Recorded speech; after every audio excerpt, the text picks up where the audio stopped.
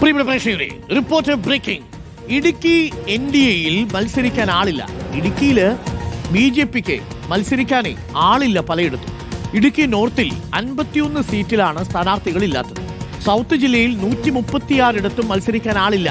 ജില്ലയിൽ ആകെ 832 വാർഡുകളിൽ 187 ഇടത്ത് NDAക്ക് സ്ഥാനാർത്ഥികളെ കണ്ടെത്താൻ സാധിച്ചിട്ടില്ല. രാഹുൽ സുരേഷ് ഉണ്ട് കൂടുതൽ വിവരങ്ങളുമായി. രാഹുൽ സുരേഷ്, കഴിഞ്ഞ തവണയും ഈ 23,000-ഓളം വരുന്ന വാർഡുകളിൽ 17,000-ഓളം സ്ഥാനാർത്ഥികളെ മാത്രമേ BJPക്ക് കണ്ടെത്താൻ സാധിച്ചുള്ളൂ. ഇടുക്കിയിൽ വലിയ രീതിയിലുള്ള സോഷ്യൽ എഞ്ചിനീയറിംഗ് നടത്തി ക്രിസ്ത്യൻ ബിൽറ്റുകളിൽ കേരള സ്റ്റോറി അടക്കം പ്രദർശിപ്പിക്കുന്നതൊക്കെ കണ്ടു. പക്ഷേ എന്നിട്ടും അത് കാര്യമായ മാറ്റം ഉണ്ടാക്കിയിട്ടില്ലെന്ന് തോന്നുന്നു. മത്സരിക്കാൻ പോലും ഇടുക്കിയിൽ പലയിടത്തും NDAക്ക് സ്ഥാനാർത്ഥികളെ കിട്ടുന്നില്ലേ രാഹുൽ? Good morning.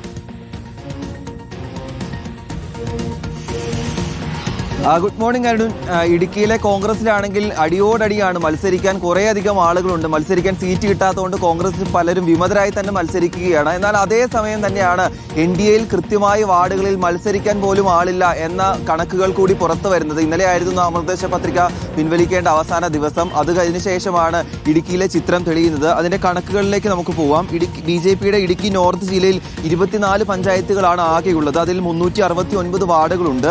അതിൽ തന്നെ 318 BDJSും BJPയുമായി NDA സഖം മത്സരിക്കുന്നത്. ഇടുക്കി നോർത്ത് ജില്ലയിൽ മാത്രം 51 വാർഡുകളിലാണ് മത്സരിക്കാൻ ആളില്ല എന്ന കാര്യം പറയുന്നത്. BJP ഇടുക്കി സൗത്ത് ജില്ലയിൽ 28 പഞ്ചായത്തുകളിലായി 463 വാർഡുകളാണ് ഉള്ളത്. അതിൽ BJP 320 ഇടത്തും BDJS 7 ഇടത്തും മത്സരിക്കുന്നുണ്ട്. അങ്ങനെ 463-ൽ 327 വാർഡുകളിലാണ് മത്സരിക്കുന്നത്.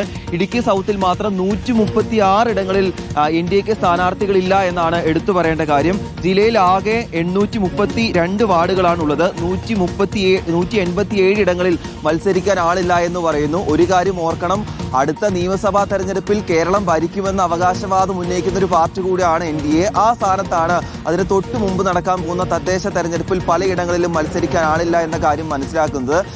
ഇനി ഉടുമ്പൻചോല പഞ്ചായത്തിലെ മാത്രം കാര്യം നോക്കുകയാണെങ്കിൽ അവിടെ ഏതാണ്ട് 14 വാർഡുകളാണ് ഉള്ളത്. അവിടെ 2 വാർഡുകളിൽ മാത്രമാണ് NDAക്ക് സ്ഥാനാർത്ഥികളുള്ളത്. ബാക്കി 12 ഇടത്തും ഒഴിഞ്ഞു കിടക്കുകയാണ് എന്നതും യാഥാർത്ഥ്യമാണ്. എന്താണെങ്കിലും മത്സരിക്കാൻ ആളില്ലാത്തത് പ്രധാനപ്പെട്ട കാര്യമാണ്. നേരത്തെ മറിയക്കുട്ടി അടക്കം മത്സരിക്കണമെന്ന ആഗ്രഹവുമായി മുന്നോട്ട് വന്നതാണ്.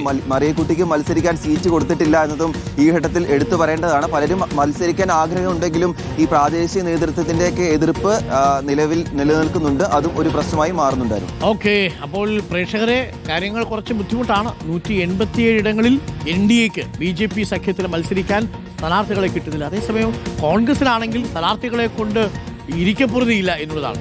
മലപ്പുറത്ത് കണ്ടില്ലേ, ഒരൊറ്റ സീറ്റിൽ 9 സ്ഥാനാർത്ഥികളാണ് UDFൽ നിന്ന് മത്സരിക്കുന്നത്.